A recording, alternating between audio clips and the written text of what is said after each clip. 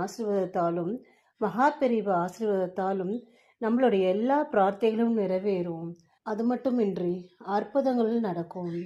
ஸ்ரீ ஆதி சங்கரரும் ஸ்ரீ மகா பெரியவாலும் தங்கள் வீட்டில் பிரசன்னமாவதை நம்மளே உணர முடியும்.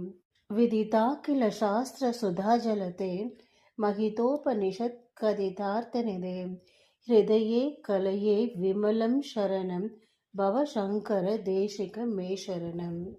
இதன் விளக்கம்: எல்லா சாஸ்திரங்களுக்கும் அடிப்படையாக இருப்பவரே, திருப்பார்கடல் போல் தூய்மையையும் அமைதியும் கொண்டவரே, உபனிஷத்துக்குள் சொல்லும் உயர்ந்த உண்மைகள் அனைத்தும் உங்களிடமே இருக்கின்றன. உங்கள் பரிசுத்தமான திருவடிகளை என் மனதில் எப்பொழுதும் நினைத்து தியானிக்கிறேன். மனதுக்கு அமைதி தரும் குருவே, நீங்கள்